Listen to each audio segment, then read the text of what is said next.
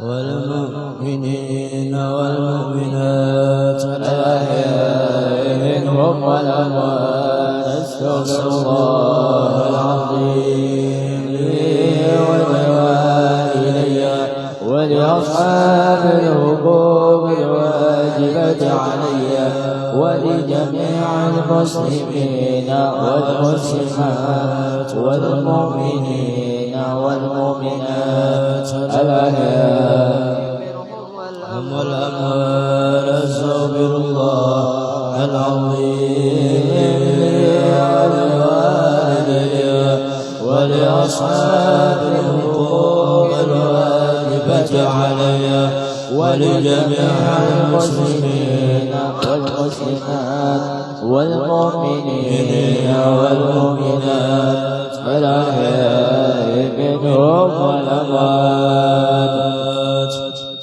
الفاتحة إلى حضرة النبي سيدنا رسول الله محمد بن عبد الله وأنصار رسول الله والمهاجرين مع رسول الله إلى رسولنا مهاجر الله أحمد بن عيسى ثم إلى رسولنا بكي مقدم محمد بن علي وعلي وأصولهم وأبو رحيم ثم إلى روح الحبيب علي بن محمد بن حسين الحبشي وأصولهم وأبو رحيم ثم إلى روح سلطان أولياء الشيخ عبد القادر الجيلاني ثم إلى روح سيد محمد عبد الكريم السمان المدني ثم إلى روح خليفة جدنا ومولانا شيخ محمد أرشد بن عبد الله خلام بن البنجاري ثم إلى روح شيخ محمد كشف أنور بن هادي إسماعيل البنجاري وثم إلى روح شيخ محمد سراني عبدان بانغيل ثم إلى رشي أجانا شعراني عارف ثم إلى رشي محمد زين بن عبد الغني ثم إلى رشي محمد خضري البنجري وثم إلى روح الحبيب عبد الله بن شيخ بن أبو بكر بن سالم ووالدنا ووالدهم وأمواتنا وأمواتهم وأموات المسلمين أجمعين وإلى حضرة النبي الفاتحة.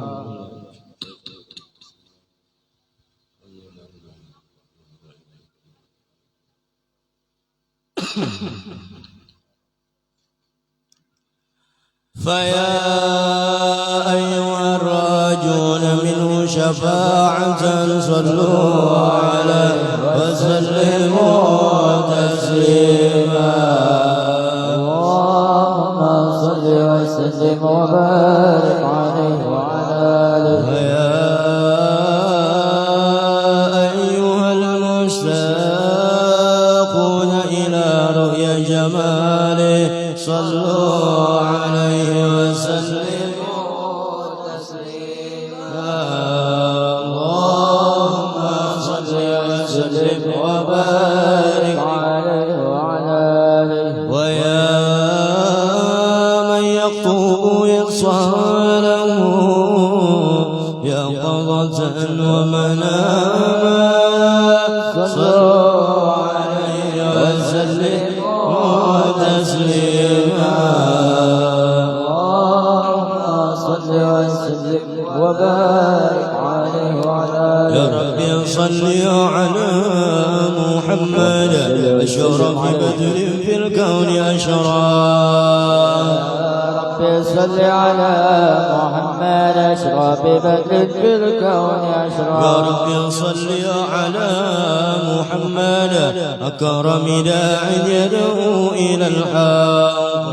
يا ربي صل على محمد أكرم داع يدعو إلى الحق. يا ربي صل على محمد المصطفى الصادق المصدق.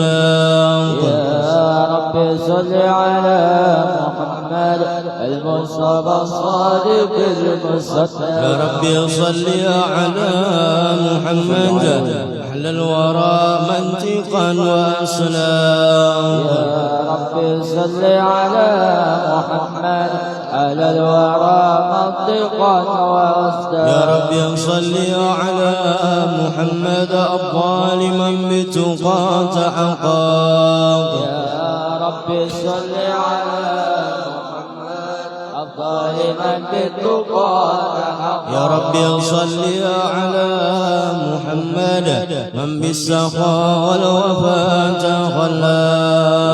يا ربي صل على محمد والوفاة يا ربي صل على محمد واجمع من الشمل ما تفرق يا ربي صل على واجمع من الشمل ما تبرأ يا ربي صل على محمد واصل وسهل ما قد تعوى يا ربي صل على محمد واصلح وسهل ما قد تعوى يا ربي صل على محمد وافتح من الخير كل مبلغ صل على محمد وافتح من الخير كل مغلق يا ربي صل على محمد وآله ومن بالنبي تعلق يا ربي صل على محمد وآله ومن بالنبي تعلق يا ربي صل على محمد وآله ومن للحبيب يعشق يا رب صل على محمد وآله ومن للحبيب يعشق يا ربي صل على محمد ومن بحبل النبي توسل يا ربي صل على محمد ومن بحبل النبي توسل يا ربي صل على محمد يا ربي صل عليه وسلم يا ربي صل على محمد يا ربي صل عليه وسلم اللهم صل وسلم وبارك عليه أعوذ بالله من الشيطان الرجيم لقد جاءكم رسول من أنفسكم عزيز عليه ما عنتم حريص عليكم بالمؤمنين رؤوف رحيم فإن تولوا فقل حسبي الله لا إله إلا هو عليه توكلت وهو رب العرش العظيم إن الله وملائكته يصلون على النبي يا أيها الذين آمنوا صلوا عليه وسلموا تسليما اللهم صل وسلم وبارك عليه وعلى آله بسم الله الرحمن الرحيم الحمد لله القوي سلطان الوادي برهان المبسوط بالوجود كرمه وإحسانه تعالى مجده وعظم شانه خلق الخلق لحكمة وطوى عليها علما وبسط له من فائد المنة ما جرت به في أقداره القسمة فأرسل إليهم أشرف خلقه وأجل عبيده رحمة تعلقت إرادته الأزلية بخلق هذا العبد المحبوب فانتشرت آثار شرفه في عوالم الشهادة والغيوم فما أجل هذا المن الذي تكرم به المنان وما أعظم هذا الذي برز من حضرة الإحسان سورة كاملة ظهرت في هيكل معمول فتعترت بوجودها أكناف الوجود وطرزت برد العوالم بانتراز التكريم اللهم صل وسلم واشرف الصلاة وتسليم على سيدنا ونبينا محمد الرؤوف الرحيم اللهم صل وسلم وبارك عليه وعلى آله. تجلى الحق في عالم قدسه الواسع تجليا قضى بانتشار فضله في القريب والشاسع فله الحمد الذي لا تنحسر أفراده بتعداد ولا يمل تكراره بكثرة ترداد حيث أبرز من عالم الإمكان صورة هذا الإنسان ليتشرف بوجوده ثقلا وتنتشر أسراره في الأكوان فما من سر اتصل به قلب منيب إلا من سوابغ فضل الله على هذا الحبيب. يا قلب سروره قد توالى بحبيب عم الأنام نوالا جل من شرف الوجود بنور غمر الكون بهجة وجمالا.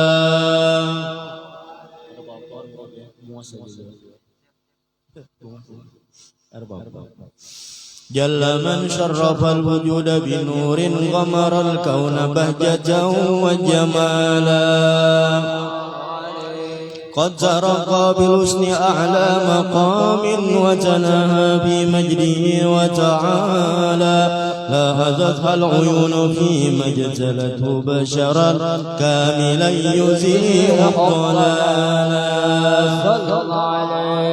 وهو من فوق علم ما قد رأته رفعة في شؤونه وكمالا فسبحان الذي أبرز من حضرة الامتنان ما يعجز عن وصف اللسان ويحار في تعقل معاني الجنان انتشر منه في عالم البطون والزور ما ملأ الوجود خلقي نور فتبارك الله من إله كريم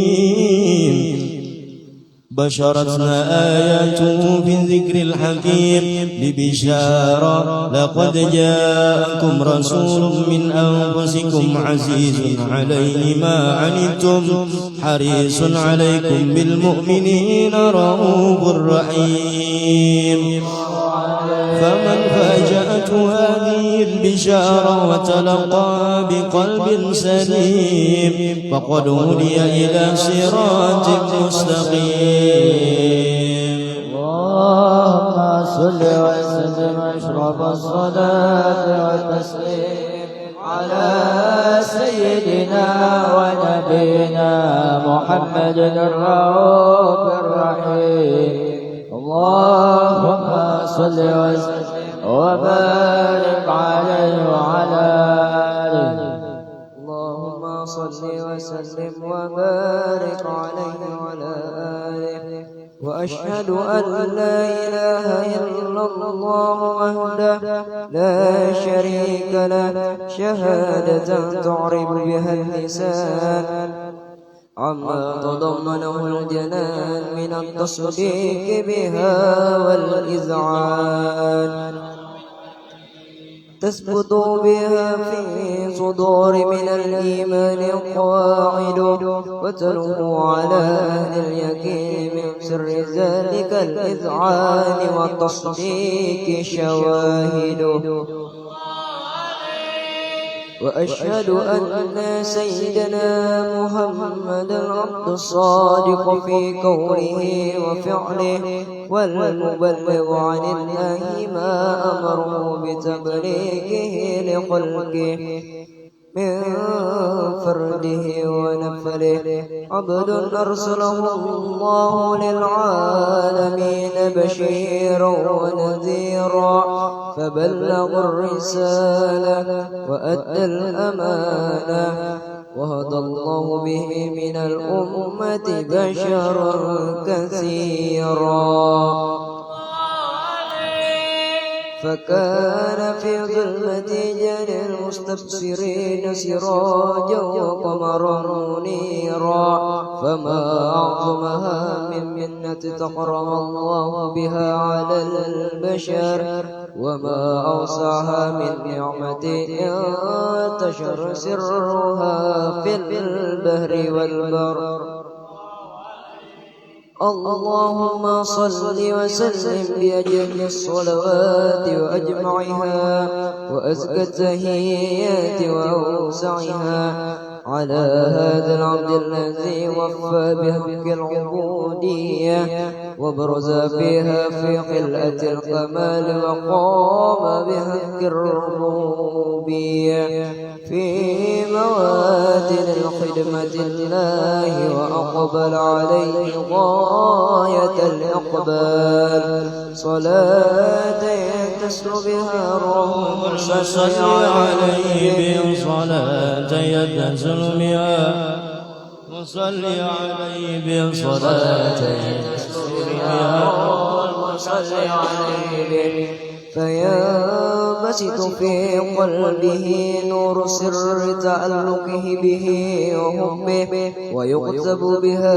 بعناية الله في حزبه وعلى آله وصحبه الذين ارتقوا صهوة المجد بقربه وتفيأوا ظلال الشرف الأصلي بوده وحبه ما عطر الأكوان بنشر ذكراه النسيم اللهم صل وسلم أشرف الصلاة والتسليم على سيدنا ونبينا محمد الرؤوف الرحيم اللهم صل وسلم وبارك عليه وعلى آله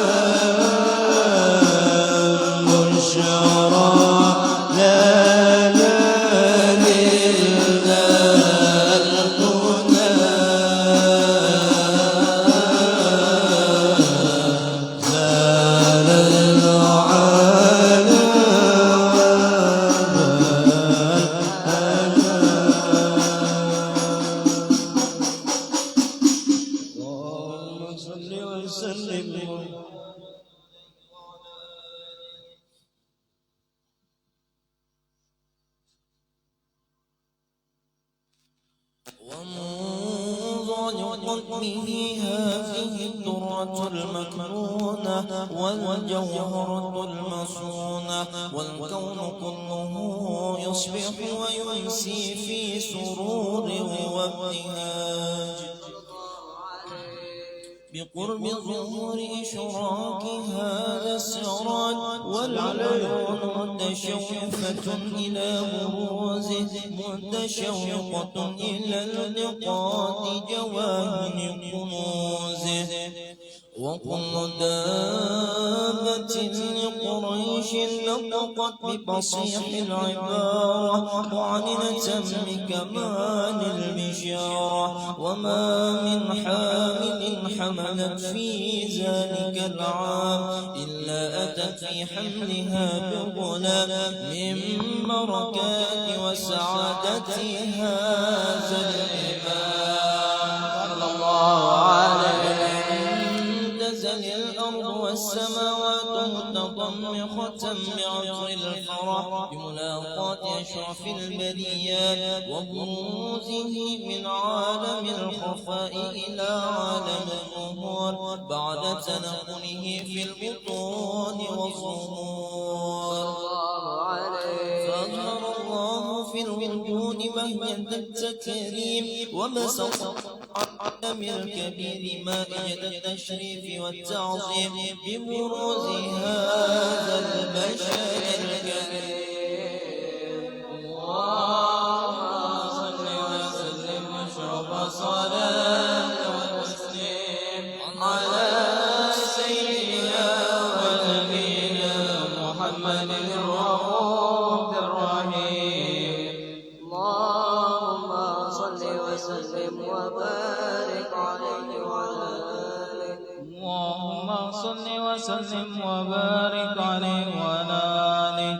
فحين قرب وقت هذا الحبيب علنت السماوات والأرضون ومن فيهن بترهيب، فانتظر الوجود الإلهي على أهل الوجود تشهد، وألسنة الملائكة بتبشير للعالمين تعيش.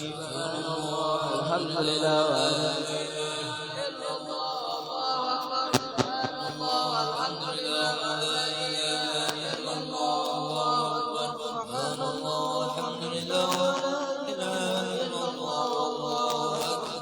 والقدرة كشفت جناح هذا المستور ليبرز نوره كاملا في عالم الظهور، نورا فاق كل نور. فأنفذ الحق حكمه على من أتم الله عليه النعمة من قواس الأمة أن يهدر عند وجهه أمة تانسا لجلبها المسؤول ومشاركة لها في هذا سمات الممدود. فهدرت بتوفيق الله سيدة مريم والسيدة آسيا ومعهما من الحور العين من قسم الله له من الشرف بالقسمة الوافية. فأتى الوقت الذي رتب الله على وجوره وجود هذا المولود، فانفلق سبه الكمال من النور العمود، وبرز الحامد المحمود مزيا لله بالتعظيم والسجود.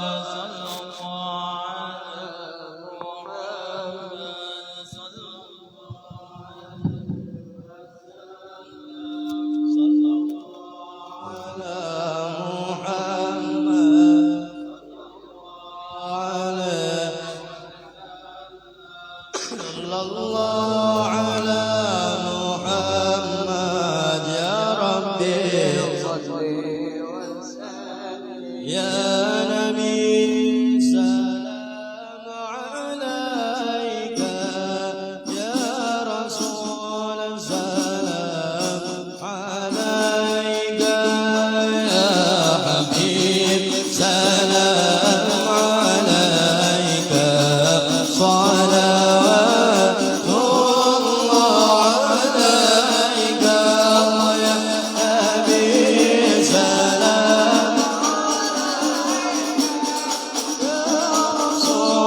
سلام عليك يا حبيب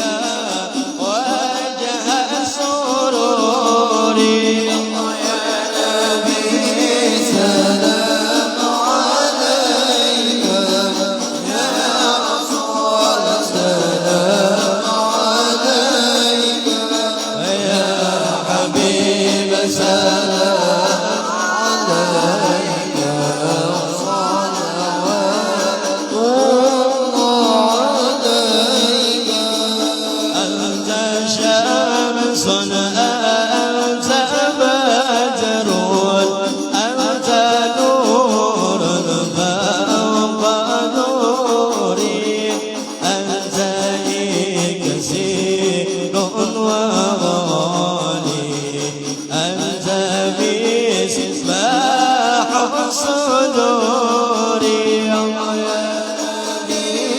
سلام عليك يا رسول سلام عليك يا حبيب سلام عليك صلوات الله عليك يا حبيبي يا محمد يا عروس الخبيطين يا مؤيد يا ممجد يا إمام القبلتين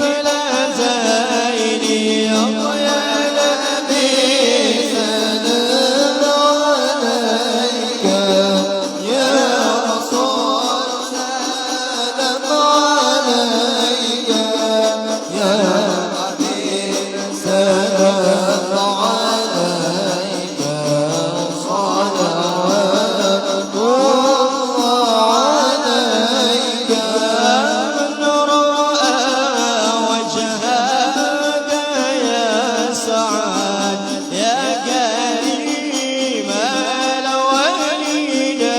الوالدين حوضك صاب الممرد وردنا يوم النشور يا نبي سلام عليك يا رسول سلام عليك يا حبيب سلام عليك صلوات الله عليك صلى الله على محمد صلى الله عليه وسلم صلى الله على محمد يا ربي صل وسلم صلى الله على محمد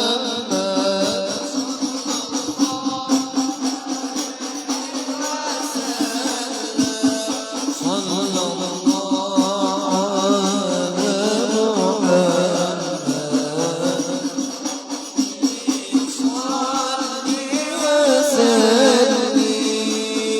اللهم صل وسلم وبارك عليه وعلى آله صل وسلم وبارك عليه وعلى آله. ولقد اتصف صلى الله عليه وسلم من محاسن الأخلاق بما تليق عن كتابته بطون الأوراق. كان صلى الله عليه وسلم أحسن الناس خلقا وخلقا وأولهم إلى مكارم الأخلاق سبقا وأوصاهم بالمؤمنين حلما ورفقا برا رؤوفا لا يقول ولا يفعل إلا معروفا له خلق السهل واللفظ المحتوي على المعنى الجزل إذا دعاه المسكين أجابه إجابة معجلة وهو الأب الشفيق الرحيم باليتيم والأرملة وله مع سهولة أخلاقه الهيبة القوية التي ترتعد منها فرائز الأقوياء من البرية ومن نسر به تعطرت الطرق والمنازل وبأرف ذكره تطيبت المجالس والمحافل فهو صلى الله عليه وسلم جامع الصفات الكمالية والمنفرد في خلقه وخلقه بأسرة خصوصية فما من خلق في البرية محمود إلا وهو متلقا عن ذيل الوجود أجملت في وصف الحبيب وسانه وله العلا في مجده ومكانه أوصاف عز قد تعالى مجدها أخذت على نجم السها بعنانه وقد انبسط القلم في تدوين ما فاده علم من وقاء مولد النبي الكريم وحكاية ما أكرم الله به هذا العبد المكرم من التكريم والتعظيم والخلق العظيم فحسن مني أن أمسك عنة الأقلام في هذا المقام وأقرأ السلام على سيد الأنام. السلام عليك أيها النبي ورحمة الله وبركاته.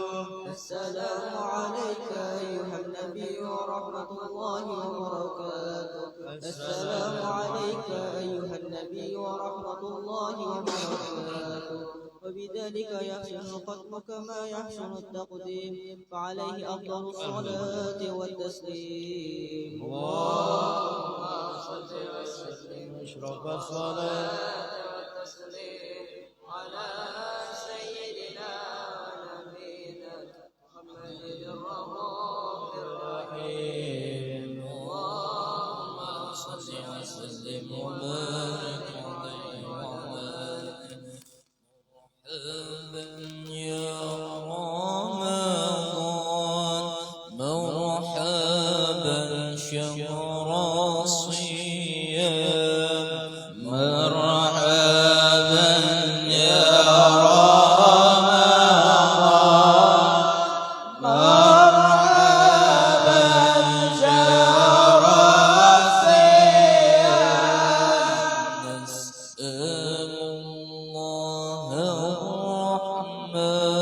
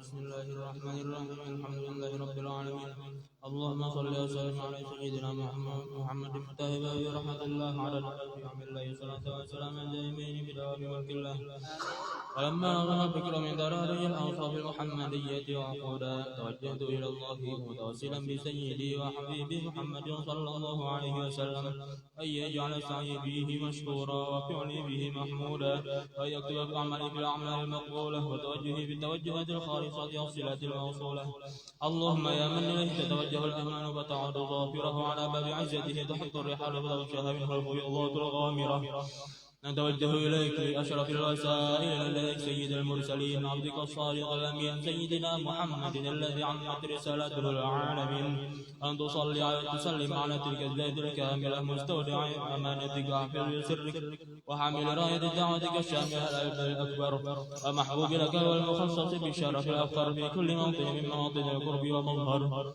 قاسم إمدادك في عبادك وساطك وإرشادك لأهل مدادك سيد المكونين الشرف الثقلين يا عبد المحبوب الخالص المخصوص منك بأجل الخصائص اللهم صل وسلم عليه وعلى آله وصحبه أهل حضرة اقترابه من أحبابه اللهم إنا نقدم إليك جاه هذا النبي الكريم ونتوسل إليك بأشرف مقامه العظيم أن تلاحظنا في حركاتنا وسكناتنا بعين عنايتك وأن تحفظنا في جميع أطوارنا وتقلباتنا بجميع رعايتك وحصين وقايتك وأن تبلغنا من شرف القرب إليك وإلى هذا الحبيب غاية آمالنا وتتقبل منا ما تحركنا به من نياتنا وأعمالنا وتجعلنا في حضرة هذا الحبيب من الحاضرين وفي طريق اتباعه من السالكين ولحقك وحقه من المؤدين ولعهدك من الحافظين اللهم إن لنا طعنا في رحمتك الخاصة فلا تحرمنا وظنونا جميلة يوصلتنا إليك فلا تخيبنا آمنا بك برسولك وما جاء به من الدين وتوجهنا به إليك مستشفعين أن تقابل المذنب منا بالغفران أن تقابل المذنب منا بالغفران أن تقابل المذنب منا بالغفران والمسيء بالإحسان والسائل بما سأل والمؤمن بما أمل فأن تجعلنا ممن نصر هذا الحبيب ووازره وله وضاره وعما ببركته وشرفه بجهته أولادنا ووالدينا وأهل قدرنا ووالدينا وجميع المسلمين والمسلمات والمؤمنين والمؤمنات في جميع الجهات وأدم راية الدين القويم في جميع أطراف المنشورة ومعالم الإسلام والإيمان بأهلها المعمورة معنى وصوره في اللهم كربة المكروبين وقضي دين المدينين واغفر للمذنبين وتقبل توبة التائبين وانشر رحمة على عبادك المؤمنين أجمعين وكل شر المعتدين والظالمين وبوسد العداوات الحق في جميع النواحي والأقطار وأيدهم بتأييد من عندك ونصر على المعاندين من المنافقين والكفار واجعلنا يا رب في الحصن الحصين من جميع البلايا واجعلنا يا رب في الحصن الحصين من جميع البلايا واجعلنا يا رب في الحصن الحصين من جميع البلايا والحرز المكين من الذنوب والخطايا وأدمنا بالأعمال بطاعتك والصدق في خدمتك قائمين إذا توفيتنا فتوفنا مسلمين مؤمنين واختم لنا منك بخير أجمعين وصل وسلم على هذا الحبيب المحبوب للأجسام والأرواح والقلوب وعلى آله وصحبه ومن إليه منسب وآخر دعوانا أن الحمد لله رب العالمين سبحان ربك رب العزة عما يصفون وسلام على المرسلين والحمد لله رب العالمين.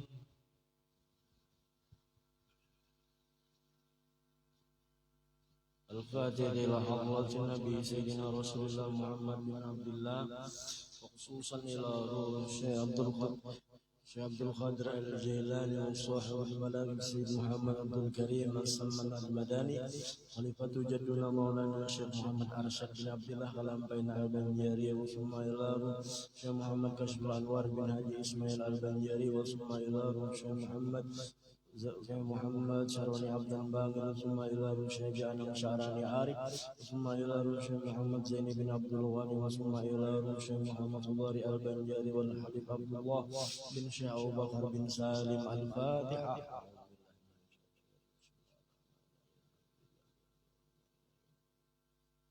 Bismillahirrahmanirrahim. Alhamdulillahirabbil alamin. Allahumma shalli wa sallim ala sayyidina Muhammadin wa ala alihi wa sahbihi ajma'in. Subhanaka la ilma lana illa ma 'allamtana innaka antal alimul hakim. Wahdina wa wafiqna ila siratikal mustaqim wa ala ali miqdaril azim sallallahu ya manba'al ulum. Rabbi shrah li sadri wa yassir li amri wa hlul 'uqdatam min lisani yafqahu qawli amma ba'd. Bismillahirrahmanirrahim. Ahmadu man istafa min ibadihi man syaa bil wilayah, yakni aku memuji akan Allah Subhanahu wa taala yang telah memilih ia daripada segala hambanya akan orang yang dikehendakinya dengan dijadikannya sebagai wali Allah. Wa khassasahu bihamlihi wa asrarihi, yakni menentukan ia akan dia untuk membawa akan segala rahasianya. Wajadbahu minhu ilaihi bisabiqil inayah, yakni dan menghampirkan akan dia daripadanya dengan sebab terdahulu pertolongannya. Wa ashkuruhu anna manna alaina bil imani bima ja'at bihil anbiya wal awliya min asrarihi rabbaniyah, yakni aku bersyukur kepada Allah Subhanahu wa taala bahwa ia mengaruniai atas kami dengan mengimani barang yang mendatangkan dengan dia oleh para nabi Allah dan segala daripada wali Allah dan daripada segala rahasianya yang bangsa ketuhanan. Wa waffaqna li mutabati sunnatihi mubahiyati saniyah, yakni dan ia telah menolong kami untuk mengikuti akan jalan semua mereka itu yang terang lagi mulia.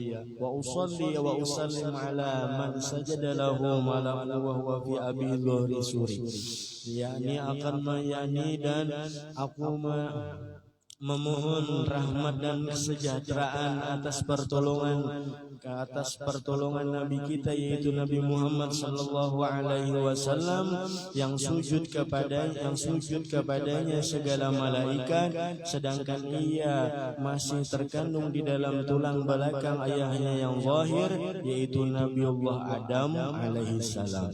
Wa ala alihi wa sahbihi wa tabi'in fi sabilin nuri, dan atas segala keluarganya dan sahabatnya, segala yang mengikuti akan jalan mereka itu pada jalan nurani dan daripada amal yang soleh.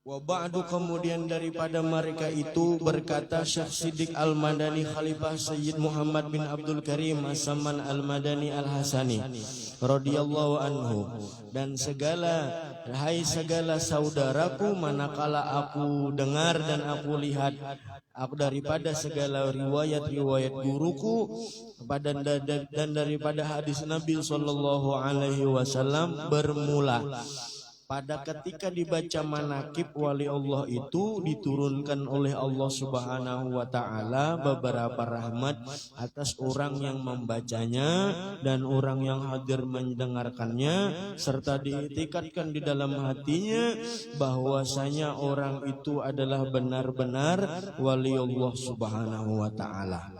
Dan aku lihat pula beberapa murid yang dahulu itu mengarang akan manakib gurunya, serta dibacanya pada tiap-tiap tahun sekali di hari daripada hari ketika wafatnya, serta membaca Al-Quran dan tahlil dan bersedekah manasaka mampunya, tetapi hendaklah bersama-sama orang banyak.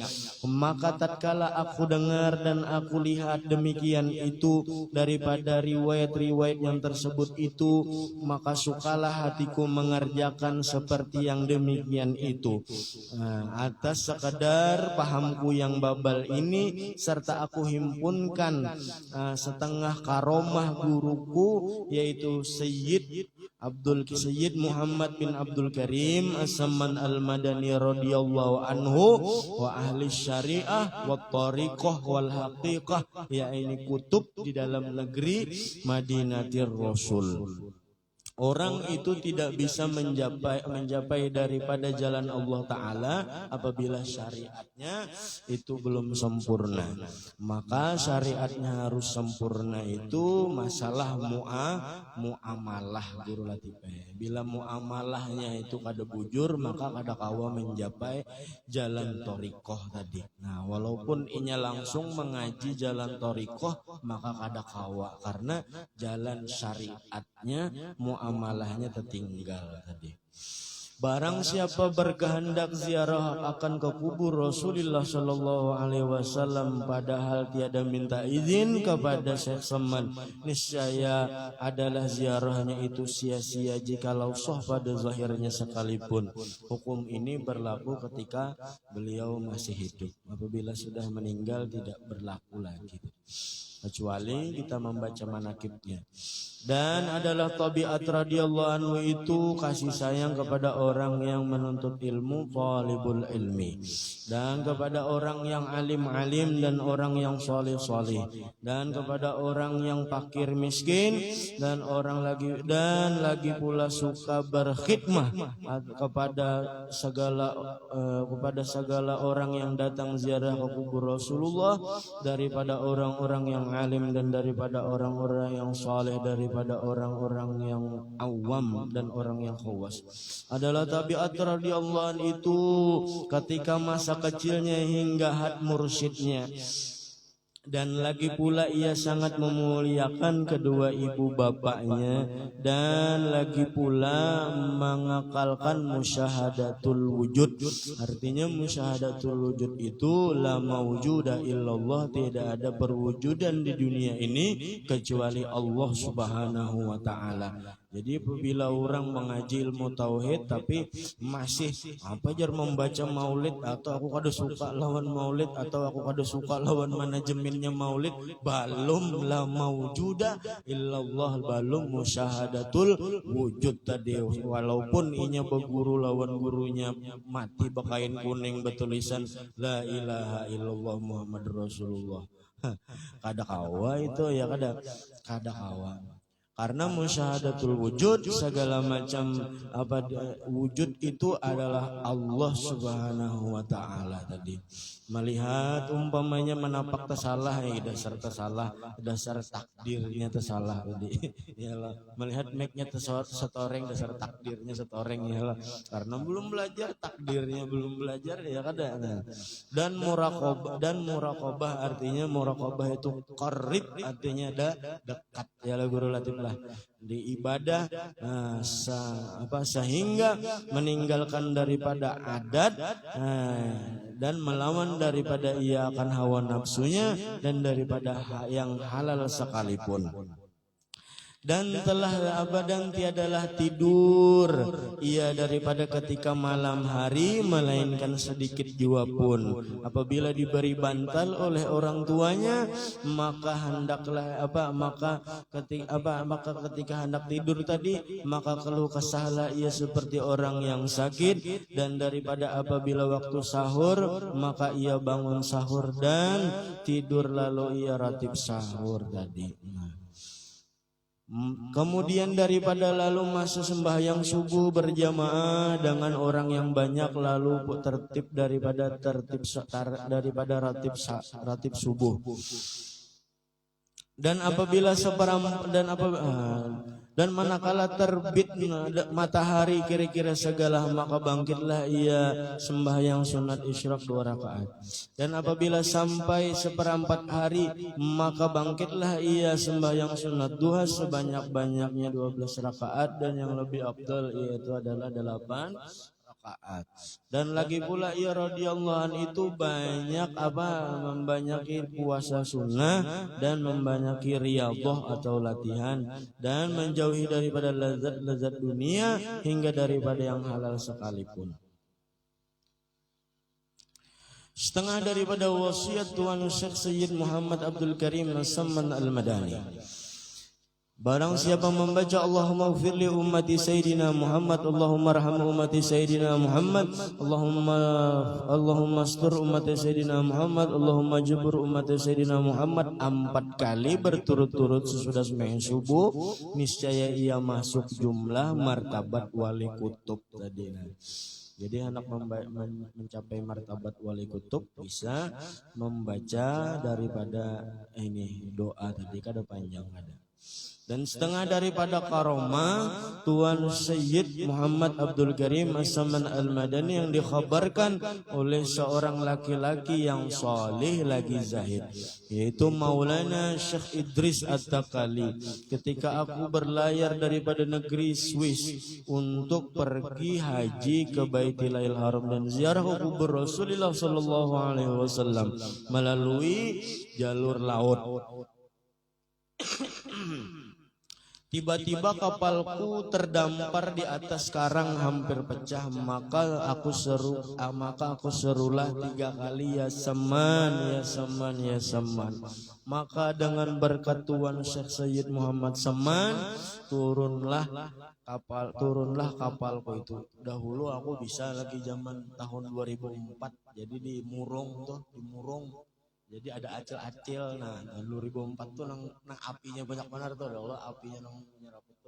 Tuh aku masih sekolah kelas 4 nah, di Ibtidaiyah Darussalam. Kada kelas 4, kelas 5 di Ibtidaiyah di Bangunjaya. Jadi jar acil-acilnya ya seman tinggali terasnya barang. Dasar terasnya juga ditinggali. Coba sebelahan rumah ya Allah. Dasar terasnya jadi tinggali. Bari aku ingat mana tuh. Coba kejadiannya tuh kebakaran dulu sekali dulu, kebakaran di Murung. Mbah diangkat meriam di anu dulu di Pasar Iwak. Ada meriam dulu orang mengganali pasar. Jadi mana anak menabuk menabuk pondasi menabuk lah. Nah, sekalinya anu tabuk meriam. Nah, meriam tuh. Jadi meriamnya ujar bahari jangan diangkat biarkan aja karena pelantakan orang bahari. Sekalinya diangkat di mahligai bupati itu ya lah. Nah, ada lawas ya nang kebakaran tuh dulu. Meriamnya aja menembak jadi kebakaran, nggak ada juga, ada serana kebakaran juga ya. Bari melihat anu dahulu apinya dulu anu memakan rumah itu semut karena dahulu. Jadi aja acilnya anu tinggali ya seman ya ingat mana bedastaran ya acilnya. Anu tinggali anunya banang jar pelatarnya gesan guring ya dasar ditinggali gesan guring di pelatar tuh aja. Anu jaka tahu aku berdoa aja acilnya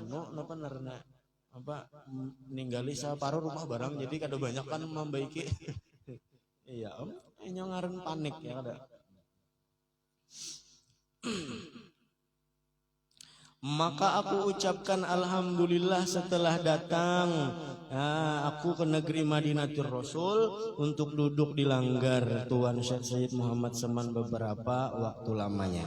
Kemudian ketika aku hendaklah ke Makkatul Musyarrafah, aku menghadap Tuan Syekh Sayyid Muhammad Saman. Ini artinya Sidin berkisah ini daripada orang Swiss. Sidin Syekh Idris ini waktu hidup masih saya Samannya. Karena ada catatannya di sini aku menghadap berarti masih hidup. Aku menghadap daripada Tuan Syekh Muhammad Saman, lalu aku khabarkan akan dia, lalu aku hai tuanku, di dalam negeriku ada seorang raja yang sangat zalim dan lagi suka memaksa mengambil harta orang. Apa jua pun daripada asma Allah yang dapat menolong akan kezaliman daripada itu. Maka jawab daripada Tuan Syekh Sayyid Muhammad Saman, sebutlah olehmu namaku 3 kali aja Sidin. Artinya boleh aja kita menyebut nama Sidin ya kada. Kalau musyrik nah kalau ya hayu ya qayyum ya kada. Ada juga Sidin memadahi, tapi sebutlah namaku 3 kali maka aku ulang-ulangi pertanyaan tersebut sampai 3 kali, maka jawabannya sama seperti itu juga pun. Maka diketahuinya khatar hatiku. Khatar hatiku ini artinya ujar kita wah ini tuh geretekan hati. Dikata apakah engkau lupa ketika perjalananmu ke negeri Mekah terdampar di atas batu karang. Ya kada sidin ini artinya tegretek di dalam hatinya. Kenapa? Ada asma Allah. Kenapa jadi ngaran Seseman atau ngaran Hafid atau Latif ya? Ya Hafid, ya Hafid, Ujawin ya Latif, ya Latif. Ya mana Uwin melihat aja di lab nih. Ya Latif, ya Latif, ya. Sambil membawa parang. Ya Latif atau ya Syekh Saman, ya Syekh Saman. Ujar sidin maka diketahuinya khatar hatiku, geretekan hatiku tadi. Dikatanya apakah engkau lupa ketika kapalmu terdampar di atas batu karang, kemudian engkau sebut namaku 3 kali, maka dilepaskan oleh Allah Subhanahu wa taala kapalmu hampir pecah. Ingatkah ujar sidin tadi? Lalu aku tersungkur di hadapan Tuan Sayyid Muhammad Saman dan aku mencium kedua tapak kakinya, bukan tangannya lagi, tapak kakinya dicium, serta aku berkata, hai tuanku, cukuplah pengerjaan tuanku, cukuplah pengerjaan tuanku itu kepada hamba. Artinya cukup aja itu aja sudah amalannya. Kemudian aku ke Makkatul Musyarrafah untuk menyempurnakan ibadah hajiku. Setelah itu aku pulang ke negeri Swiss, yaitu ke negeri Eropa. Nang rancak bola jam tangan ya, Swiss Army, cuman ada jenang kawenya 50.000 sekali dipakai. Allahu Akbar gugur. Setengah daripada karomat Tuan Syekh Sayyid Muhammad Saman adalah dikhabarkan oleh Muhammad Saleh Asy-Syaibi Al-Madani. Ketika aku di Makkatul Musyarrafah, perempuanku hendak beranak dan sangatlah susah dan hatiku sangatlah takut. Kemudian setelah habis ikhtiar, aku baca Fatihah. Lalu aku hadiahkan kepada Tuan Syekh Sayyid Muhammad Saman hingga sampai tawasul waja'alna min kulli dhaikin faraja wa kulli hammin wa bala'in makhraja. Setelah aku hendak membaca sambungan tertib Fatihah itu, aku lihat Tuan Syekh Sayyid Muhammad Saman hadir di hadapanku berkata kepadaku, ulangilah bacaanmu itu beberapa kali. Maka aku ulangi bacaan itu, maka beranaklah istriku dengan mudah berkat Tuan Syekh Sayyid Muhammad Saman Al-Madani. Dan setengah daripada karomah Tuan Syekh Sayyid Muhammad Saman adalah dikhabarkan oleh seorang laki-laki, yaitu Ahlul Madinah. Daripada Ahlul Madinah Rasul, setelah aku keluar daripada negeri Rum bersama 10 orang bertunggangan kuda.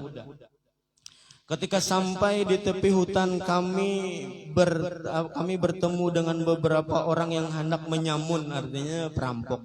Kemudian mereka semua itu berkuda lalu memiliki senjata yang lengkap. Kemudian aku sangatlah susah dan sangatlah takut untuk berlepas daripada mereka itu, hingga tawajuhlah kami kepada Tuan Syekh Muhammad Saman. Tawajuh itu artinya ujar kita wah ini mengharap pertolongan barakat daripada Allah melalui Syekh Saman tadi, itu tawajuh. Maka aku serulah, ya Saman, ya Saman, ya Saman. Ketika kali maka datanglah daripada seorang laki-laki berjubah putih dan menyuruh lewatlah. Artinya sidin lewat aja. Ada lagi orang menyamun tadi, kada melihat lagi. Syahdan adalah Tuan Syekh Sayyid Muhammad Saman itu dilahirkan pada tahun 1132 Hijriah 1132 Hijriah. Jadi umur dan di dalam negeri Madinatul Rasul diwafatkan radhiyallahu anhu itu pada tahun 1189. Berarti umur Sidin kurang lebih 52 tahun lah. 52 53 Kak. Nah, Tuha Datu Kelampayan. Ya kada, Datu Kelampayan 100 tahun. Tapi amunnya di kalender Hijriyah itu 115. Karena di dalam Hijriyah itu ada 31 atau 28 karena banyaknya. Jadi umur Datu Kelampayan itu panjang. Dan ini gurunya Datu Kelampayan ya kada. Nah, jadi kada apa-apa kita nang kayak ini apa ngarannya membaca manakib nang kayak ini kada mahadang bahaul ya kada. Lo kok anak wajar bahaul aja membaca manakib saya saman jar. Ya kena salah persepsi ya kada orang ini nih ya nang ngaran kada ilmu tuh ngalih banget kan Mbak. Ngakarda bisi guru tuh salah persepsi. Nah belajar membaca ya jadanal arsyadi si Abu Hamid disampitan sampai aku kesampit ya kalau nanti kita berkat gitu amalakan aja gitu tuh ya kan sampai kena di Bali mau sampai kita ya kalau kena sampai di mana Abu Tolha sampai aku dah Abu Tolha itu di Tenggarong. Nah, kuburannya raja-raja situ. Jadi kita kayaknya bilangnya ke Tenggarong tuh ke kubah kuning dulu. Kubah kuning tuh kubah raja. Ini kubah rajanya tuh kayak ini ya. Ini kubah raja sini, ini kubah Habib. Habibnya tuh mufti di sini nanya. Besekas kayak itu ulin. Nah, jadi kubahnya di sini ini bila masuk bila kartahan ya nang geleyengan kepala tuh. Ya kuning anunya kalau seraba kuning sampai ke situ berkat nang ya jaddanal arsyadi ya jaddanal arsyadi artinya hai kakek kita jaddanal jad itu datu ya lo kai bisa juga ya lo nah kai Imamunal Banjari apa tuh artinya pemimpin orang Banjar ya jadanal arsyadi. Nah, anak bakame di kamar uus ngalih Misbahunal Banjari. Misbahunal Banjari itu artinya lampu lentera. Jadi lenteranya orang Banjar iya Datu Kelampayan. Wajar aja umpamanya Haji Ahmad membaca sebenarnya kalau haji kan sambil nyupir pemadam ya supaya selamat ya ya harus soalnya terus menarap kebakaran di liang anggung terus di menarap ya bisa. Nah, itu artinya boleh aja baca aja terus ya kada mbah sambil napal ya Allah barang lain. Asal jangan sambil membasuh bahega aja ya biji baca ya. Aduh biji. Nah, jadi Datu Kelampayan saya Saman menurunkan ilmunya ke Datu Kelampayan jadi sampai sambung aja kita ya kada kadusana kalau nang urang nang nyambat nih dadak bisi dalilnya ujar Ustaz Abdul Qadir Jawas tuh mana dalilnya yalah nang baik-baik diambil nang kada baik dibuang ya lah. Aduh latif daripada hijrah Nabi Muhammad sallallahu alaihi wasallam ya latif dan daripada dan dimakamkan di Baki. Nah sama tadi Guru Hayi membaca tadi nang Busrolana tadi ada loh syairnya nang nang syair Busrolana ada nang terakhirnya ukutub lana nahnul jami' ziyaratan li habibina. Itu ada Baki situ tuh bacaannya tuh itu sama tuh buat juga saya Seman ya Allah Guru Abdillah. Wah iya benar. Iya gua. Nah Nah, terus satu buat juga di situ ada hubungannya tadi. Nah, ya kan apa? Ya Raudhatal Hadi Syafi wa sahibai wal baqi. Ada. Nah, itulah bacanya ada lah. Dibaki dikuburakan. Jadi itu buat juga membaca apa tadi membaca busrolan atau buat juga ada seman tadi. Nah, hati-hati dah jangan tapi karena ini ilmu sambung ilmunya dah. Dapat malam ini ilmunya mate ya lemah. Jangan tapi dipikirkan mate begini aja juga ini kami. Orang amat mikirakan aku begini aja. Pondok pesantren kada calap amat lah. Mau calap mata di beberasihi tapi dilihatakan mata gurunya kasihan juga mau berasihi sorangan bulik mata dilihati kampung jual bina calap juga bang kada apa-apa jihad fisabilillah matna di situ ya matna makan aja kalau matlah tak kandem bani di situ di sini APJ orang kebanjiran kanyangnya apa makan di posko aja 4 kali sehari kayak apa 4 kali sehari orang banjirnya senang aja makan di posko mbah mantar nasi gini diculik juga nasinya dua bungkus makan pulang ya bijila iya banjir membawa berkah ya lah sakit kepala bang nang di belakang sakit kepala mbah nang sakit kepala nang di belakangnya HPJ sakit kepala ayo jangan ada apa-apa ada aja hitungannya hitungan apa hitungan lapahnya memicik kepala lintohut nah ini suatu faedah barang siapa melazimkan membaca menakib Tuan Syekh Sayyid Muhammad Seman pada tiap-tiap tahun segala bersama-sama orang banyak dan membaca Al-Quran serta bertahlil bersedekah sekadar mana sekemampunya kemudian dihadiahkan pahalanya kepada Tuan Syekh Sayyid Muhammad Seman lagi dikerjakannya pada tiap hari wafatnya niscaya Allah Subhanahu wa taala meluaskan rezekinya yang halal dan menyampaikan daripada segala hajatnya tapi kada apa-apa kada amunnya kita kada mengerjakan pada tiap hari wafatnya ada kesempatan gawe ada kesempatan baca karena inda zikri aulia Allah tanzilur rahmah ketika dibacakan atau diceritakan diingat aulia Allah kisahnya aulia Allah itu akan mendapatkan rahmat tadi oleh Allah Subhanahu wa taala berkah adalah rahmat itu adalah berkahnya wallah Subhanahu wa taala alam tahlil lagi lah makanan masakan iwak aja tahlil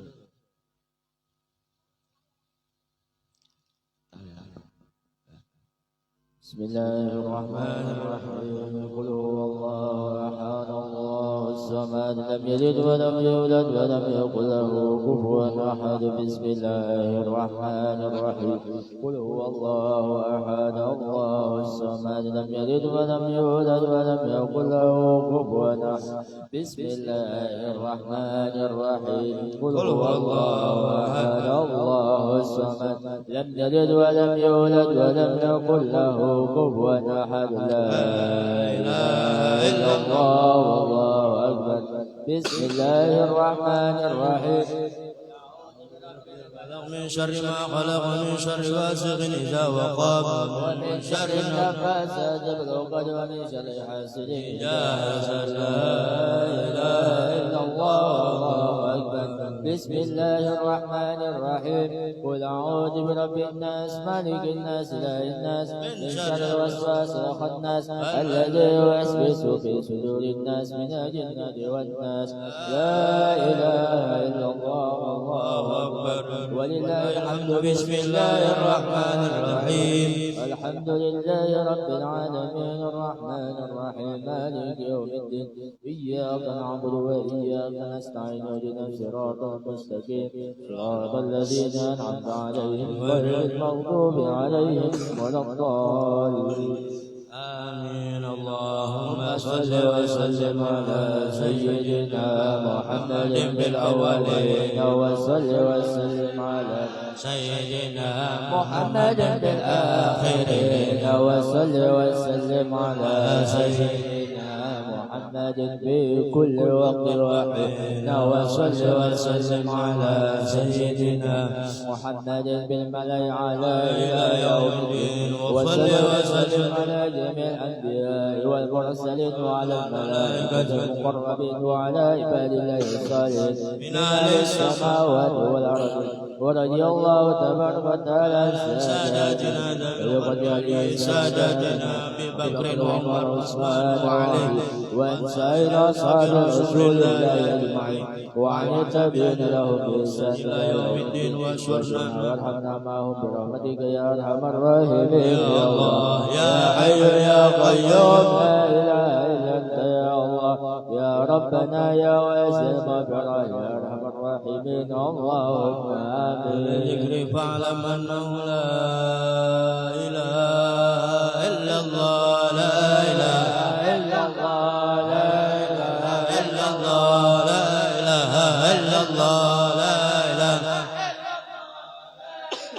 إلا الله لا إله إلا الله لا إله إلا الله لا إله إلا الله لا إله إلا الله لا إله إلا الله لا إله إلا الله لا إله إلا الله لا إله إلا الله لا إله إلا الله لا إله لا إله إلا الله لا إله إلا الله لا إله إلا الله لا إله إلا الله على النبي صلاة الله إله إلا الله على النبي صلاة لا الله إله إلا الله على النبي سلام لا الله إله إلا الله على النبي سلام اللهم صل الله على سيدنا محمد اللهم صل عليه اللهم وسلم صل على سيدنا محمد اللهم صل عليه وسلم صل على سيدنا محمد يا رب صل عليه وسلم اللهم صل على سيدنا محمد اللهم صل عليه وسلم سبحان الله وبحمده سبحان الله وبحمده سبحان الله وبحمده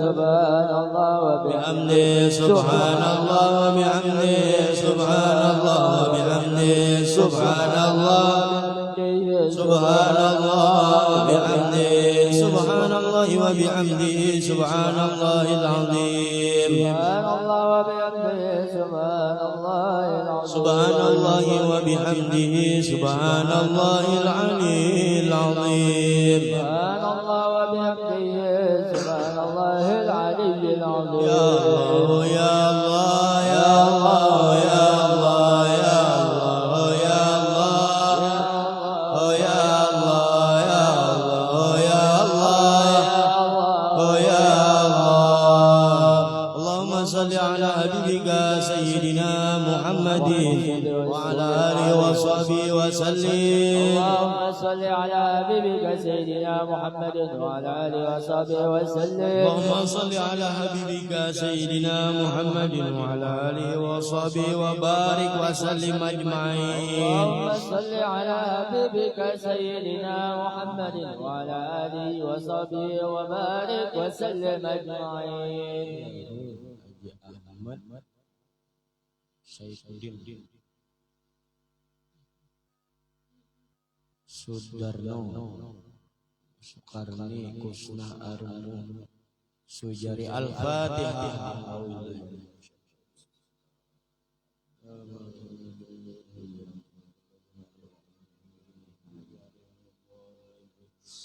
الله لا إله إلا هو الحي القيوم لا تأخذه سنة ولا نوم له ما في السماوات وما في الأرض من الذي يشفع عنده إلا بإذنه يعلم ما بين أيديهم وما خلقهم ولا يحيطون بشيء من علمه إلا بما شاء وسع كرسيه السماوات والأرض ولا يؤوده حفظهما وهو العلي العظيم. آمين آمين. بسم الله الرحمن الرحيم. اللهم صل وسلم على سيدنا محمد وعلى آله وصحبه أجمعين.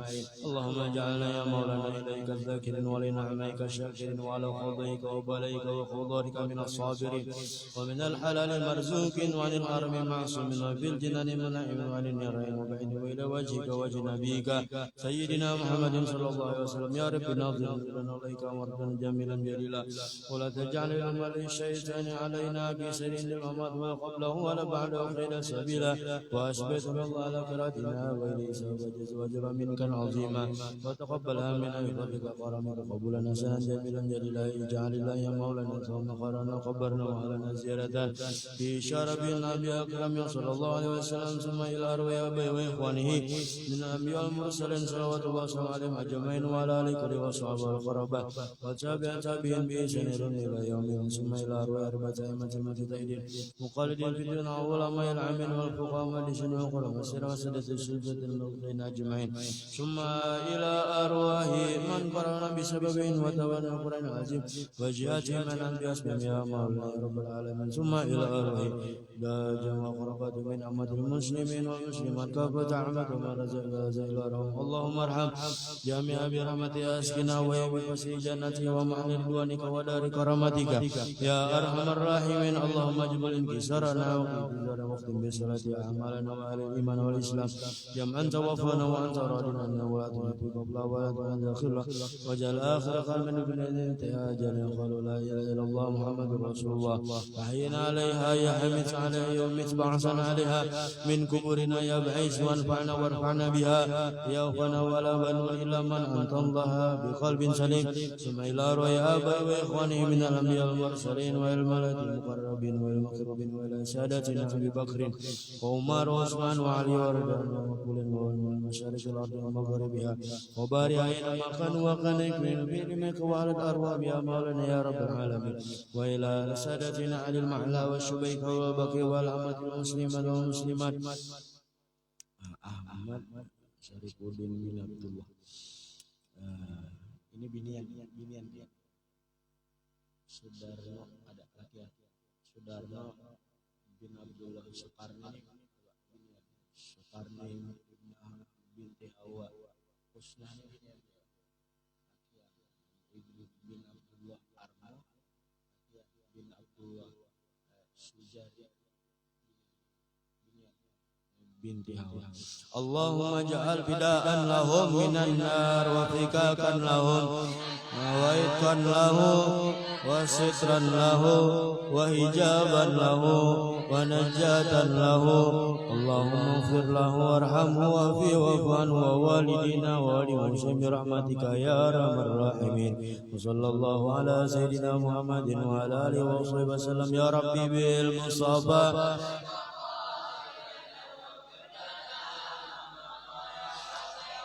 كرم يا ربي بالمصطفى بلغ قاصدنا واغفر لنا ما مضى الكرم يا ربي بالمصطفى بلغ قاصدنا واغفر لنا